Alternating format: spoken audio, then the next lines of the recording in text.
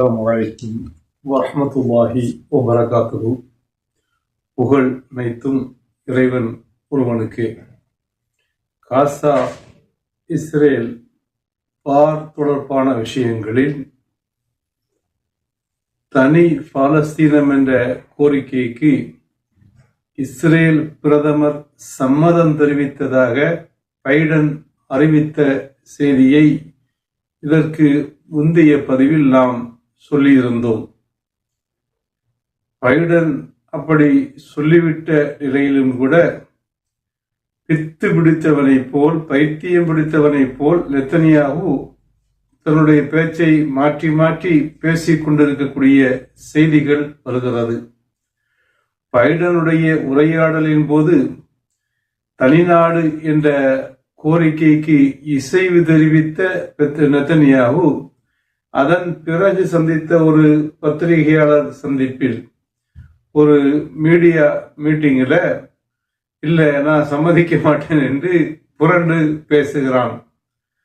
இந்த பலஸ்தீனம் என்ற தனிநாடு என்றோ உருவாகி இருக்க வேண்டும், என்னுடைய பிடிவாதத்தினால்தான், நான் அதற்கு சம்மதிக்காததால் தான் அது இன்று வரையிலும் உருவாகாமல் இவ்வளவு காலம் இழுத்து கொண்டே தள்ளி போகிக்கொண்டே இருக்கிறது என்று நெத்தனியாகு ஒரு பேட்டியில சொல்லி இருக்கிறான்.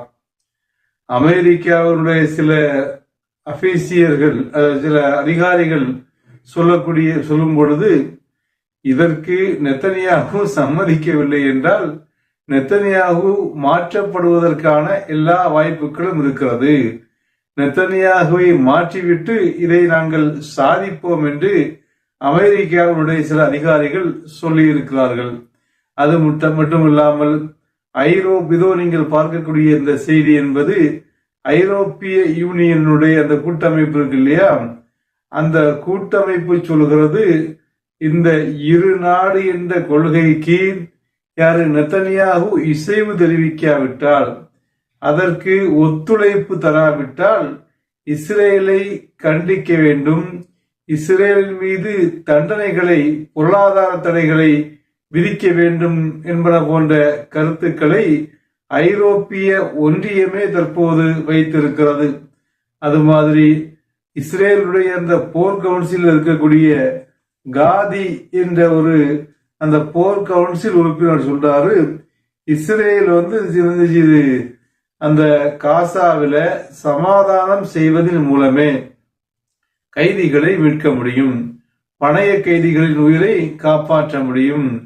இஸ்ரேல் இந்த நெத்தனியாகு சொல்வதெல்லாம் பொய்யாக இருக்கிறது, நான் அப்படி மீட்டு விடுவேன், இப்படி மீட்டு விடுவேன் என்றெல்லாம் இவர் ஒவ்வொரு நாளும் கதைகளை அளந்து விட்டு கொண்டிருக்கிறாரே ஒழிய இவரால் அதற்கு முடியாது.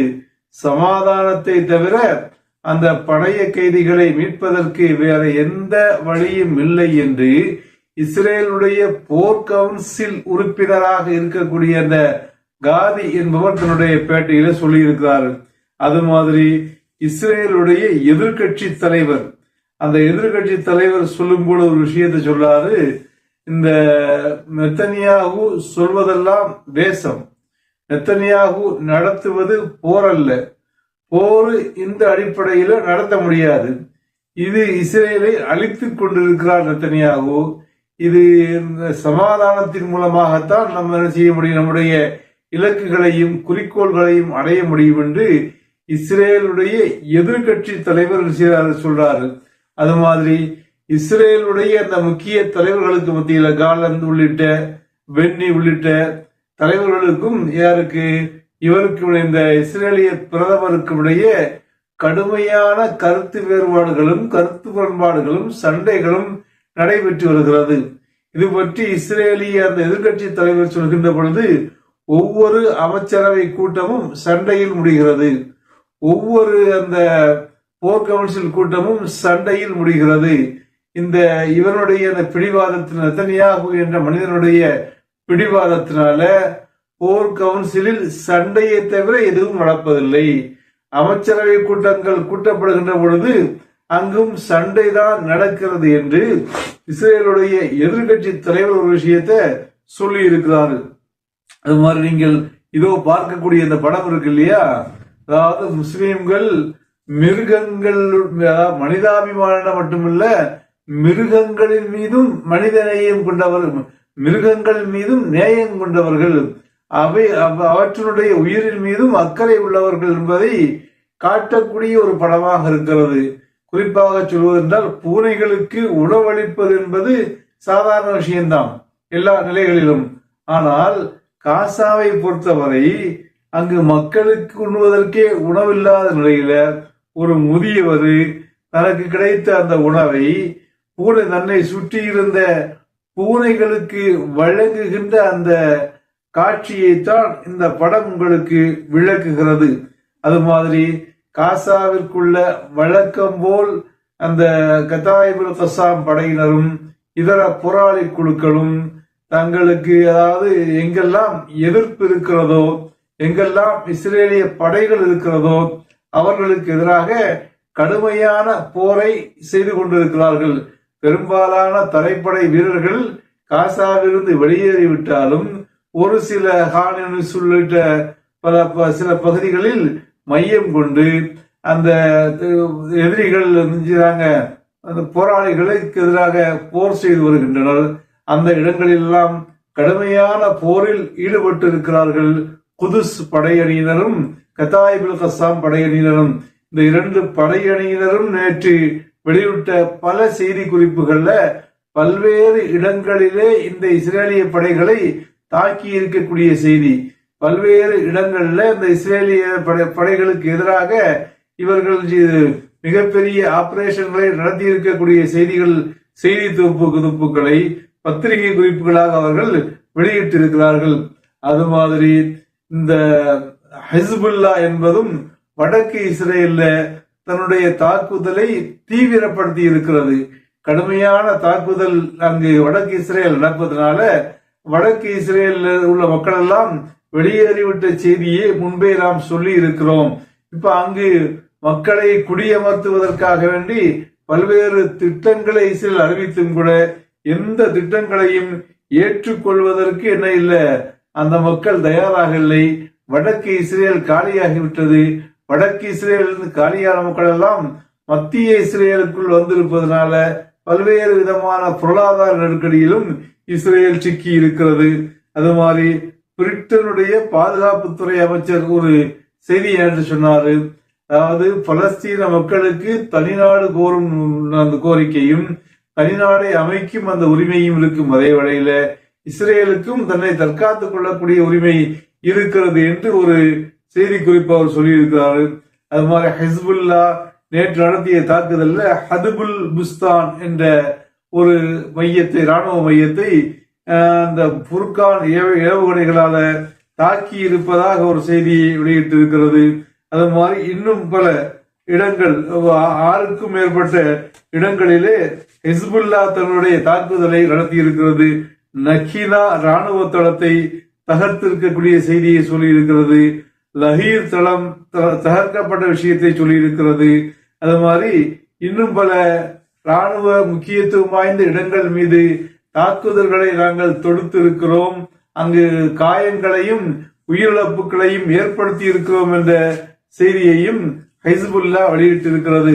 அது மாதிரி மற்றொரு பக்கத்துல அங்க ஹவுத்திகள் செங்கடல் இருக்கிறாங்களா இல்லையா, அந்த ஏமனுக்கு ஹிஸ்புல்லாவுடைய நிபுணர் குழுவும் அந்த ஈரானுடைய புரட்சி படையை கொண்ட ஒரு நிபுணர் குழுவும் சென்று அவர்களுக்கு ஸ்ட்ராட்டஜி வியூகங்களை வகுத்து கொடுத்து வருவதாக ஒரு செய்தி சொல்கிறது. இஸ்ரேலுடைய அந்த அமெரிக்காவுடைய உளவு நிறுவனம் நேற்று அந்த வால் ஸ்ட்ரீட் ஜெனரலோடு ஒரு செய்தியை பகிர்ந்திருக்கிறது. அதுல ஹிஸ்புல் அந்த ஹமாஸ் அமைப்பினர் என்ன செய்யல, அவங்க தோற்கல்ல, அவங்களுக்கு ஒரு சிறிய இழப்பை நாம் ஏற்படுத்தி இருந்தாலும் கூட அவர்கள் வலிமையோடு இருக்கிறார்கள். பல மாதங்கள் போரிடக்கூடிய அந்த போர் திறனோடு அந்த போர் ஆற்றலோடு தான் அவங்க இருக்கிறாங்க என்பதுல எந்த மாற்று கருத்தும் இல்லை. இஸ்ரேல் அவர்களுக்கு முன்னால தற்போதைய சூழல்ல தரைப்படையில களத்துல எதிர்த்து நிற்பது சிரமம் என்று வால் ஸ்ட்ரீட் ஜெனரல் ஒரு செய்தியை வெளியிட்டிருக்கிறது. அந்த அமெரிக்காவுடைய உளவுத்துறையை கோடிட்டு காட்டி, அது மாதிரி அந்த அமெரிக்காவினுடைய அந்த வியூக வகுப்பாளர் ஒருவர், வியூக வகுப்பு குழுவினுடைய கோஆர்டினேட்டராக இருக்கக்கூடிய ஜான் என்பவர் நேற்று ஒரு செய்தியை சொல்லியிருக்கிறாரு. நாங்க ஏமன்ல பல்வேறு தாக்குதலை நடத்தி இருந்தாலும் கூட அந்த ஏமன் போராளிகள் இன்னும் வலிமையோடு தான் இருக்கிறார்கள், தாக்கும் திறனோடு தான் இருக்கிறார்கள். அவர்களுக்கு ஈரானுடைய பேக்கப் இருப்பதனால அவர்களுக்கு தேவையான ஆயுதங்களும் தாக்குதலுக்கு தேவையான அந்த கருவிகளும் அவ்வப்போது வழங்கப்பட்டு வருகிறது. அவர்கள் இராணுவ வலிமையோடும் ஆயுத வலிமையோடும் தான் இருந்து கொண்டிருக்கிறார்கள். அவர்கள் நல்ல முடிவை எடுக்க வேண்டும். அவர்கள் இந்த இஸ்ரேலுக்கு எங்களுக்கு எதிரான முடிவுகளை எடுத்து தங்களை தாங்களே அழித்துக் கொள்ளக்கூடாது என்று அந்த அமெரிக்காவினுடைய அந்த வியூக வகுப்பாளருடைய அந்த கோஆர்டினேஷன் கமிட்டியில் உள்ள அந்த கோஆர்டினேட்டர் செய்தாரு சொல்லி இருக்கிறாரு. ஆக செங்கடல்ல இருந்து ஏமன்ல இவங்க பல்வேறு தாக்குதலை நடத்தி இருந்தாலும் கூட செங்கடல் ஹவுத்திகளுடைய ஆதிக்கத்தில் இருக்கிறது. தொடர்ந்து செங்கடல்ல அவங்க உண்மையை சொல்லிட்டு எழுதிட்டாங்கன்னா யார் வேணாலும் செங்கடல்ல போகலாம் வரலாம், நாங்க எங்களால உலக வர்த்தகம் செய்யக்கூடாது, பாதிக்கப்படக்கூடாது. அதே சமயத்துல இஸ்ரேலில் இருந்து வரக்கூடிய கப்பல்களுக்கு அனுமதி இல்லை, இஸ்ரேலுக்கு செல்லக்கூடிய கப்பல்களுக்கு அனுமதி இல்லை. எங்கள் மீது போர் தொடுத்து விட்டதுனால அமெரிக்காவுடைய கப்பல் செல்வதற்கும் அங்கே வருவதற்கும் நாங்கள் அனுமதி தர மாட்டோம். இதே நிலை பிரிட்டன், இந்த 3 நாடுகளை தவிர்த்து பிரிட்டன், அமெரிக்கா, இஸ்ரேல் ஆகிய 3 நாடுகளையும் தவிர்த்து உள்ள வேற எந்த நாடுகளுடைய கப்பலாக இருந்தாலும் செங்கடலில் செல்லலாம், அவங்க வணிகத்தை என்ன செய்யலாம், தொடரலாம் என்று ஹவுத்திகள் தெளிவாக அறிவித்து விட்டனர். இப்போது அந்த அமெரிக்காவிற்கும் பிரிட்டனுக்கும் இஸ்ரேலுக்கும் இடையே தான் இது பிரச்சனை. இவர்களுடைய கப்பலை நாங்கள் தொடர்ந்து தாக்குவோம். நேற்று கூட இந்த 2 கப்பல்களை இவர்கள் தாக்கி இருக்கக்கூடிய செய்தி வந்திருக்கிறது. இதுல இன்னொரு முக்கியமான விஷயம் என்னவென்றால், இந்த போரில் ஹமாஸ் அந்த அமைப்பிற்கும் கதாயிபுல் கசாம் அமைப்பிற்கும் பலஸ்தீன போராளிகளுக்கும் பல்வேறு உதவிகளை ஈரான் செய்திருந்தது பேக்ரவுண்ட்ல இருந்து. அதான் உண்மை. அதாவது உண்மையை உடைச்சு பேசணும் இல்லையா? அது மாதிரி ஹிஸ்புல்லாவும் இந்த ஹவுத்திகளும் அந்த ஈரானுடைய கண்டுபிடிப்புகள் தான், அவர்களால உதவி செய்யப்படக்கூடியவங்க தான். இப்ப இவர்களை எல்லாம் வைத்து இந்த போரை நடத்தி கொண்டிருந்த ஈரான் தற்போது நேரடியாக களத்திற்கு வந்திருக்கக்கூடிய காட்சிகளை நம்மால பார்க்க முடிகிறது. நேற்று இந்திய பெருங்கடல்ல வந்து கொண்டிருந்த இஸ்ரேலுக்கு வந்து கொண்டிருந்த 2 கப்பல்களை நேரடியாகவே ஈரானிய கடற்படை தாக்கி அழித்திருக்கக்கூடிய செய்திகள் வந்திருக்கிறது. அது மாதிரி சிரியாவில் ஈரானிய தளங்கள் மீது இந்த இஸ்ரேல் தாக்கிய தாக்குதல்ல சில முக்கியமான தளபதிகள் ஈரானுடைய தளபதிகள் சில பேர் கொலை செய்யப்பட்டிருக்கிறாங்க. அது மாதிரி ஹிஸ்புல்லாவுடைய சில தலைவர்களும் கொலை செய்யப்பட்டிருக்கிறாங்க. இதனால ஈரானும் வெகுண்டெழுந்து இஸ்ரேலுக்கு எதிராக களத்திற்கு வந்திருக்கிறது. ஹிஸ்புல்லாவும் வெறித்தனமான தாக்குதல்களை இங்கு அந்த வடக்கு இஸ்ரேலில் தாக்கி கொண்டிருக்கிறது. அது மாதிரி ஹமாஸ் வீரர்களும் தங்களுடைய களத்திற்கு வரக்கூடியவர்களை வைத்து செய்து கொண்டிருக்கிறார்கள். இப்படி பல முனைகளிலும் அடியையும் இடியையும் வாங்கி கொண்டிருக்கக்கூடிய இந்த இஸ்ரேல் பித்து பிடித்து போய் என்ன செய்வதென்று தெரியாமல் தடுமாறிக் கொண்டிருக்கிறது. அமெரிக்காவினுடைய உதவி இல்லாமல் இஸ்ரேலால் போரில் நீடிக்க முடியாது. இப்ப அமெரிக்காவோடு இதற்கு அதிகமான கருத்து மோதல்கள், கருத்து வேறுபாடுகள் ஏற்பட்டிருப்பதனால அமெரிக்காவுடைய உதவி தங்கு தடையின்றி வருவதிலும் இன்னும் சிரமம் இருக்கிறது.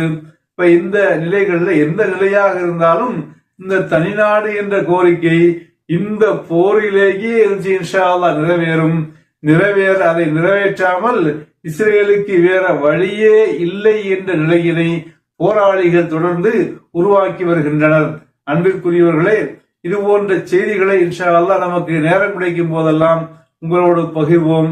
இவை பயனுள்ள செய்திகளாக இருக்கிறது என்று கருதக்கூடியவர்கள் நம்முடைய சேனலோடு செய்ய இணைந்து கொள்ளுங்கள் என்று கேட்டு விடைபெறுகிறேன்.